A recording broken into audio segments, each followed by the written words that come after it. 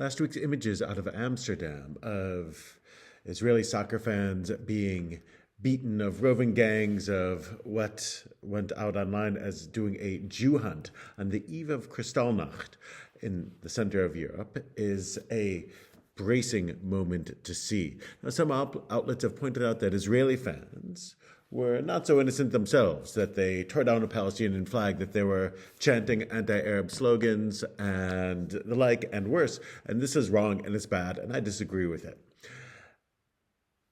But that doesn't provide context or needed context for beatings on the street.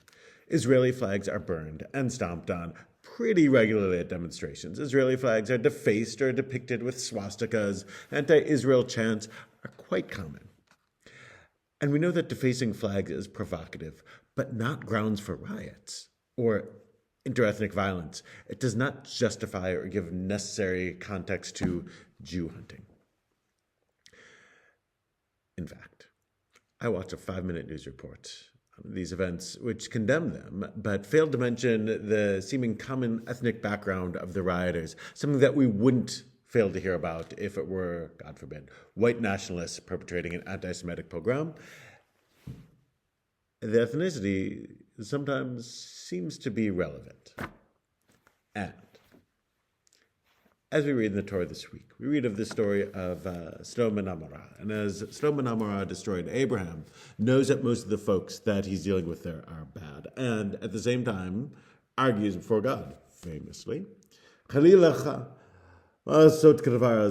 Far be it for you, Abraham says to God, to do something like this.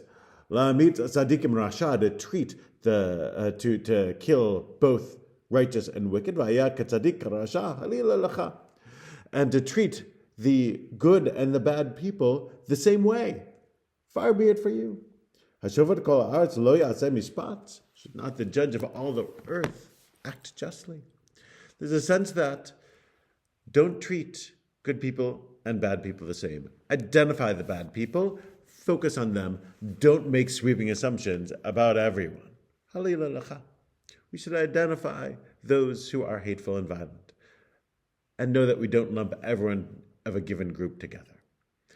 And not be naive and assume that everyone is just fine and dandy, because that doesn't seem to be the case. So, we should be awake to the reality of violent mobs and know what drives them, and be awake to the reality that we don't make blanket assumptions about others, as Abraham would teach us. Far be it for us to act such a way. Shabbat Shalom.